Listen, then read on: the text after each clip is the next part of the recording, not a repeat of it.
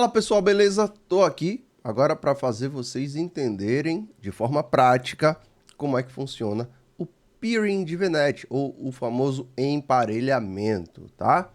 Basicamente é uma relação de confiança que você vai ter entre as duas redes.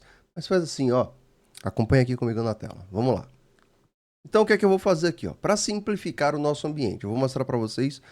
Não temos grupo de recurso, consequentemente não temos nenhum recurso criado, certo? E eu vou criar aqui, vou trazer aqui o código para vocês enxergarem. O que é que eu vou fazer? Eu vou criar aqui, né, o nosso Resource Group, tá? Para uma VM lá na Ásia, uma VM lá no East West, tá? Eu vou criar aquele grupo de recursos que a gente utilizou em uma das aulas práticas, certo? E as VMs que nós, as VMs não, as VNets que nós precisamos, certo? A VNet lá no East West com os seus as subnets e a VNet lá da Ásia, beleza? Eu vou criar isso aqui de uma vez só, vocês já sabem como é esse processo, tá bom? Então eu não vou me delongar explicando isso aqui, tá? Ctrl A, copia, e aí eu já venho aqui no nosso Cloud Shell, tá? O famoso PowerShell da Azure, beleza? Eu vou colar aqueles comandos, tá? E automaticamente ele vai criar tudo pra gente, certo? Por que eu preciso disso? Porque eu preciso de duas VNets para a gente testar. E nada melhor do que testar, né? Já com duas VNets a nível global, um emparelhamento a nível global, beleza? Então tá aí, ó, já criou para a gente aqui grupo de recurso, né? Já foram criados os 3 grupos de recursos. Já ele aparece aqui, tá? A gente tem um certo delay, ele já está criando a primeira VNet aqui para a gente, certo? Olha lá, VNet. As subnets já foram definidas, os parâmetros dela, né, as configurações. Já foi criado, tá? As subnets já foram criadas, está aí, tudo certinho. Olha lá a nossa Core Services VNet, que é o que a gente vai precisar, né, da primeira. E já aparece a nossa segunda VNet. Já apareceu para a gente. Bacana! Nossas criações de VNets já foram finalizadas. Agora, a gente vai criar as VNets, tá bom? As VMs. Então vamos lá. Máquinas virtuais e eu vou criar 2 Linux, né? Por quê? Porque vai ser muito mais fácil, né? Mais rápido, menos custoso, mais simples a gente testar. Então eu vou criar aqui a primeira máquina virtual, tá bom? Máquina virtual, eu vou definir aqui EastWest, vamos dar o nome de VM EastWest. Tá? Apenas para simplificar, não vou colocar nenhuma redundância, tipo de segurança eu vou colocar padrão mesmo, tá? Deixa assim que tá tudo certinho, e aí eu vou criar uma chave de acesso, eu vou dar o meu nome aqui para a chave, certo? Então ele vai gerar uma chave de acesso nova, tá? Vamos aqui em redes, e eu vou definir a rede que ela vai se conectar, lembra que eu falei? Core Services VNet que está na EastWest. Beleza? Ele vai pegar um IP público, que a gente vai precisar desse IP público para acessar, tá bom? Eu vou mandar criar do jeito que está aqui. Não vai ter mais nenhuma alteração, tá? Defina o Ubuntu Pro, tá? Eu coloquei ele aí só porque vai ser uma coisa simples, a gente só precisa disso, tá? Quando eu mandar criar, ele vai falar assim, ó, tem uma chave para você baixar, porque ele acabou de criar essa chave. Então eu preciso baixar essa chave, tá? Então nessa tela você baixa a chave de acesso, tá? Sua chave privada está aqui. Ele já vai seguir para a criação da máquina virtual. Olha lá, automaticamente. Tá? E ele foi para a pasta downloads. Deixa eu abrir aqui a pasta downloads para vocês verem. Tá? O que é que acontece? Tá aqui, ó. Dentro da minha pasta downloads, eu tenho a chave de acesso. E é importante você saber onde é que essa chave vai estar, porque a gente vai precisar saber, né, acessar o caminho dessa pasta para a gente poder fazer o acesso à máquina virtual utilizando essa chave, tá bom? Então vamos lá. Ó, a primeira máquina virtual, isso aqui eu vou fechar o Cloud Shell. Primeira máquina virtual, ela já foi implementada, tá? Já foi criada a máquina virtual. Vamos lá dar uma olhadinha. Ela já está rodando. Veja só que a gente tem aqui o status dela. VM em execução, tá tudo certinho, beleza? Vamos criar mais uma VM, tá? Eu vou criar agora a VM lá da Ásia. Então, vou apontar lá para o grupo de recursos, VM, Southeast Asia. Deixa eu copiar isso aqui. Ok. E eu vou colocar, aliás, eu vou copiar o nome todo, né? VM Southeast Asia. Beleza. Zona de disponibilidade, nenhuma. Mesma coisa, padrão, né? Aqui as configurações padrão. Veja que ele já está aqui com o Ubuntu Pro. Foi a última imagem que eu utilizei, certo? Aqui nas chaves, agora eu não vou mandar criar uma nova. Eu vou falar, olha, eu já tenho uma chave. Já está armazenada aqui no Azure. Usa ela aí, ó. Ele vai carregar e eu vou apontar essa chave aqui para a gente conseguir acessar. Tá bom? Mas a gente só precisa acessar uma VM. A gente não precisa acessar as duas, não, tá? E eu volto aqui em redes e eu vou apontar agora a nossa VNet, né, de lá da Ásia. Ok? Beleza. Então, o processo basicamente é esse. Ele já vai pegar aqui também o IP público. Vamos lá. Revisar e criar. Tá? Então, qual que é a diferença dessa criação aqui, no caso? A primeira VNet, a primeira VM que a gente criou, como a gente estava criando uma VM e uma chave de acesso, ele me deu a possibilidade de baixar essa VM, essa chave para acesso à VM. Agora que eu estou utilizando a mesma chave, ele entende, pô, se ele está utilizando essa chave, ele já tem, não precisa baixar. E realmente você não vai conseguir baixar. Veja que ele não me deu essa opção, tá? Então ele passa direto. Beleza? Então a gente precisa aguardar criar as máquinas, porque eu vou testar a conectividade antes de fazer o peering, para que vocês vejam que não está sendo funcional. Ele não está alcançando. Uma VM não está conseguindo alcançar a outra. Tá? Então, vamos aguardar aqui só um pouquinho. Beleza? Ele já está terminando a criação da nossa VM. Vamos dar uma olhada lá no Resource Group. Você já vai ver aqui também os recursos devidamente criados. O processo de provisionamento da VM está sendo finalizado, certo? Vocês conseguem ver aqui que a barra ainda está em andamento, implementação em andamento, tá? Eu posso, inclusive, dar uma olhada aqui na VM, se ele já está até em estado de execução, mas ele ainda estava finalizando a implementação. Está aqui. Inclusive, vamos dar uma atualizada aqui. Tá? Ele ainda está dizendo que não está pronto. Então, isso não é problema nenhum, tá? Se eu observar aqui, já temos as duas em execução. É só a questão de tempo. Olha lá, ele já está pronta. Beleza, a gente já consegue acessar. Sérgio, como é que eu acesso? Eu vou acessar só por uma questão minha mesmo. Eu vou acessar essa máquina aqui, a SteelS. Bom, então, escolher isso aqui. E eu venho aqui em conectar. Ok, conectar, beleza. E ele vai me dar o código, ó. Como é que eu acesso? É SSH, tá? Que é um protocolo, né? O SSH para a gente poder conectar, certo? E aí, aqui é o nome da chave, né? O caminho da chave e tal. Né? E ele tem o nome do usuário, o endereço IP da máquina, o IP público, tá bom? Então, vamos lá. Isso aqui é o meu IP público agora e esse é o IP público da máquina. Eu vou abrir um PowerShell aqui, só para a gente conseguir acessar facilmente. E eu vou fazer o seguinte, ó, eu vou colocar aqui o PowerShell. Deixa eu ver se eu faço o seguinte, ó. Deixa eu colocar isso aqui e o PowerShell aqui. Pronto, vai facilitar bastante. O que é que eu tenho que fazer aqui, ó? Eu vou direcionar o PowerShell lá para a pasta downloads. Então eu vou dar um cd downloads, tá? Eu posso botar um down aqui que ele já dá um tab que ele já completa para mim. Ok. Se eu quiser confirmar se minha chave está aqui, dá um ls, tá? E ele vai me mostrar aqui, ó, tem um D aqui de diretório, nova pasta, e eu tenho um A de arquivo do Sergio.pm.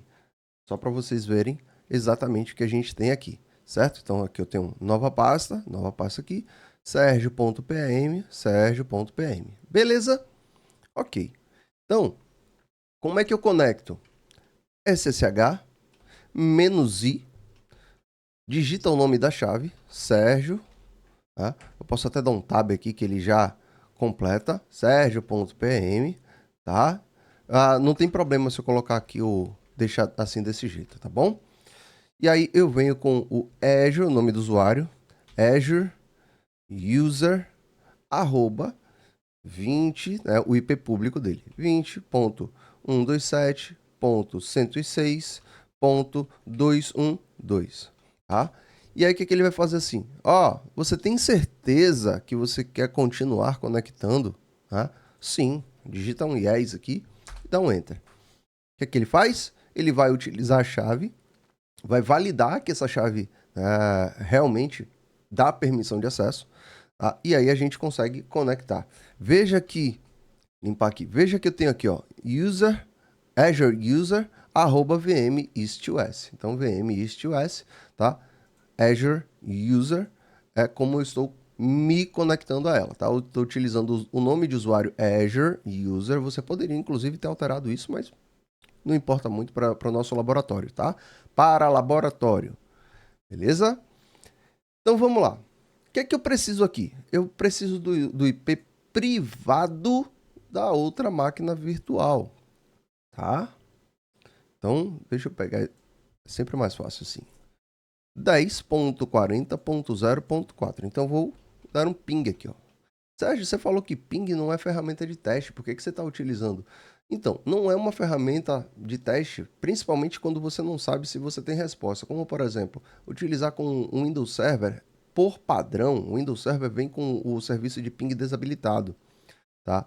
Como eu tenho 100% de certeza que eu consigo receber resposta de ping nessa máquina da Azure, né, nessa VM aqui de Linux, eu posso utilizar. É mesmo só para eu saber, só para eu ter uma resposta, tá?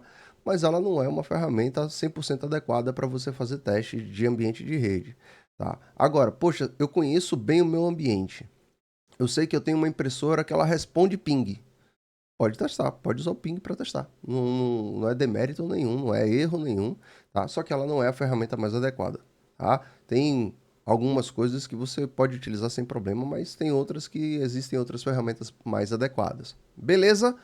Tá? Mas não tenha vergonha de utilizar o ping, não. Ping é só para você ter uma resposta de alguns serviços. Olha lá. Então, vamos pingar agora pro IP privado. 10.40.0.4. Veja que ele não vai ter resposta, ó. Tá, tem enter. Ele não me traz nenhuma resposta. O Linux, ele não me dá a resposta de erro, tá? Ele vai me dar uma resposta de erro lá no final. Vou dar um Ctrl C aqui. Ele vai me dizer, ó, foram enviados 11 pacotes, nenhum pacote foi recebido, 100% de perda, né, dos pacotes. O tempo utilizado foram 10.236 milissegundos, tá? Para todo o teste, ok? Então, vou limpar aqui e vou mandar executar o ping de novo. Enter. Deixa aí que vocês vão ver a mágica acontecer. E aí, o que a gente faz agora? A gente vai lá para nossa VNet para a gente fazer o nosso peering, tá? Então, vamos aqui, ó, VNet, redes virtuais, ok? Eu vou acessar essa Core Services VNet aqui mesmo, pode ser qualquer uma das duas, tá? E eu venho aqui em emparelhamentos, tá? Ou em inglês, peerings. Ok. E aí eu vou adicionar. Vamos adicionar esse peering aqui. E aí, o que é que ele fala aqui, ó? Geralmente, ele começa com o nome da rede remota, tá? Então, é um nome, um identificador. Geralmente, a gente coloca, né, o peering. Aí eu coloco o nome da rede remota primeiro. No caso da rede remota, é a Core Services VNet. Perdão, é a Research. Eu vou botar apenas aqui Research, tá? E o nome da rede local para finalizar, que seria a Core Services. Bacana? Massa. Eu vou copiar isso aqui porque eu vou utilizar esse nome, só que eu vou inverter a posição. E aí, o que é que ele fala aqui, ó? Permita que a Research, no caso a rede remota, acesse a Core Services VNet. Então, eu estou dando permissão a Core Services para acessar a minha rede, certo? Eu estou dizendo, Core Services, eu confio em você para que você acesse a minha rede. Ok? Ok, beleza. Aí aqui embaixo, ele está fazendo o inverso. resumo da rede virtual local. Então, eu vou colar aquele nome aqui, eu vou mudar a posição aqui, ó. Só mesmo para a gente organizar. Então, eu tenho aqui local peering da Core Services VNet para a Research. Beleza? E aqui eu estou dando exatamente a mesma permissão, só que inverso, tá? Então, eu estou falando, ó, aqui já é tipo assim, Core Service está dizendo, ó, Research, acesse o meu ambiente. Aqui é Research falando, Core Services, acesse o meu ambiente, tá? Então, as duas VNets estão dando a permissão uma para outra, falando, eu confio em você, eu confio em você. Você pode acessar o meu ambiente, tá? Isso é uma relação de confiança que ela acaba criando entre uma e outra, tá? Então, ela acaba de falar assim, pode acessar aqui que eu confio, eu sei quem é você, tá? Eu deixo você acessar o meu ambiente sem problema, tá? E aí, a outra VNet acaba fazendo exatamente a mesma coisa, porque eu estou permitindo que ela acesse, tá? Quando eu adiciono aqui, tá? Ele valida isso, né? Então ele confirma essa relação de confiança, ele permite que essa relação seja aplicada e aí ele vai permitir o acesso aos recursos. O que é que vai acontecer? O ping passa a funcionar, tá? E aí você vai ver aqui, Sérgio, está aqui o ICMP, SEC. Esse SEC é sequência, tá? Então, ICMP seria o protocolo, né? O serviço que ele está trabalhando e tá a sequência de pings aqui já funcionando, tá? Eu vou dar um Ctrl C aqui para vocês verem, né? Foram feitos 207 pacotes aqui, tá? Então tem 207 pacotes transmitidos. Foram recebidos 22. Houve cerca de 89, cerca não, né? Que ele está me dando um número mais preciso. 89,372% de perda, tá? E o tempo gasto para isso foram 210.472 milissegundos. Massa, se eu fizer exatamente a mesma coisa, ó, ele já começa a sequência 1, 2, 3, 4, 5, 6. E aí, quando ele chega em 10 aqui, eu vou parar. 9, 10. Pronto. Então tá aqui, ó. 10 pacotes transmitidos, 10 recebidos, nenhuma perda, tempo gasto 9.003 milissegundos, tá? Se eu fizer o mesmo pacote e cancelar já no primeiro, aqui, ó, 0 milissegundos, tá? Foi muito pouco tempo. Ele nem deu tempo calcular quanto tempo direito levou, certo? Então, eu já tenho resposta. O que é que eu vou fazer aqui agora? Vou mandar continuar o pacote, tá? E aí eu vou derrubar essa relação de confiança, tá? Acabou. Olha o que acontece. Quando ele confirma e aplica, né, ele derruba essa relação de confiança, automaticamente o acesso é cortado, tá? Então você já não consegue ter o acesso de uma VNet para outra, tá? E eu posso voltar isso aqui normalmente. Olha lá. Ele já volta a funcionar. Pessoal, tem uma coisa que vocês precisam ver, e aí eu mostrei para vocês o processo, né, de criação de peering, de VNet. Agora eu vou mostrar para vocês a mesma coisa, né? Eu vou utilizar o... só vou botar aqui, ó, peering. Só isso, tá? Só para mostrar para vocês aqui uma coisa.